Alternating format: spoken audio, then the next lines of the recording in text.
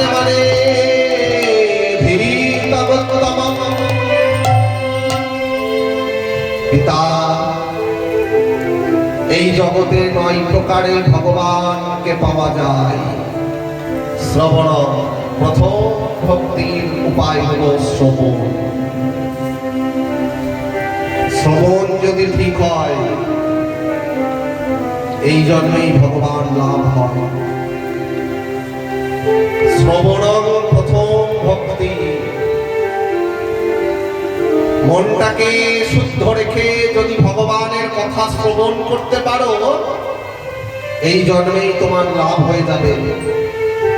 নববিধা ভক্তির প্রথম ভক্তির কথা শ্রবণ। বলে শুনি, এত এত শুনি, মনে থাকে না। আবার আসি, প্রত্যেক লীলা কীর্তনের আসরে যায়, কীর্তনিয়া নেচে গুনে গান করে, শুনি, ভুলে যাই, ভুলি। বলে মনে রাখার দরকার নাই। মনটাকে যদি বিশুদ্ধ করে এখানে শোনো, দেখবে যারা মাঠে কাজ করতে যাও, মাঠে যারা কাজ করতে যাও, ও মায়েরা, দেখবে বাঁশের চোঙাতে করে মুড়ি বেঁধে নিয়ে চললো, আর একটা ছোট্ট বাঁশের চোঙা করা আছে, তাতে তেল নিয়ে চললো।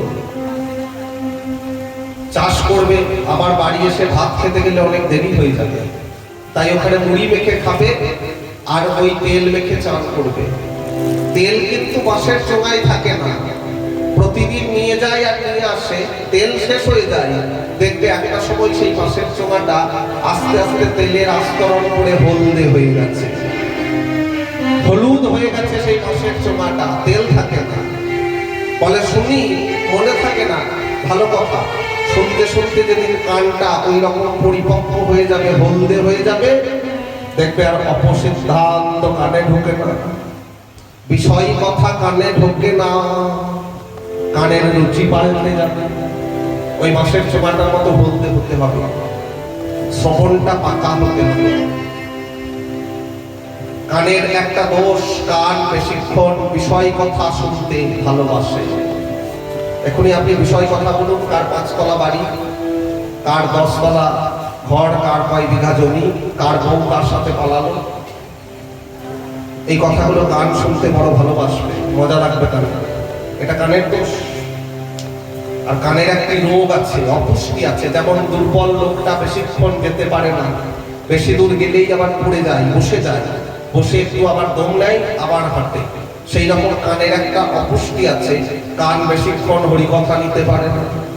যদি এখন 4 ঘন্টা রাত্রি 1:30 2 অব্দি বকি, ভালো লাগবে না। এবার একটু আলু পটলের কথা হলে ভালো লাগতো। এইটা কানের অপুষ্টি। তাই কানের একটা দোষ, একটা অপুষ্টি, এই দুটো যদি সরে, তাহলে শ্রবণ ঠিক। প্রহ্লাদ মহারাজ বলছেন, নববিধা ভক্তির প্রথম হলো শ্রবণ, দ্বিতীয় কীর্তন।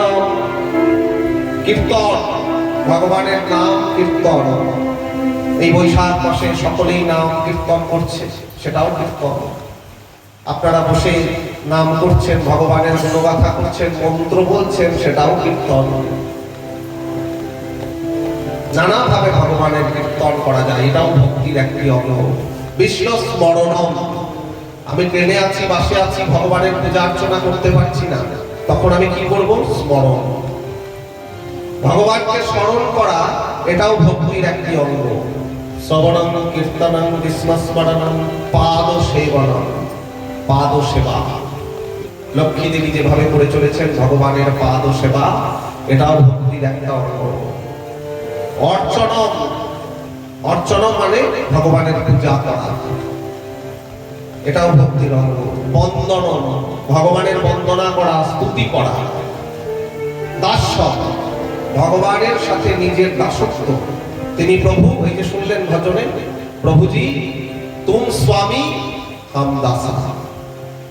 তুমি হলে আমাদের স্বামী আর আমরা হলাম তোমার দাস।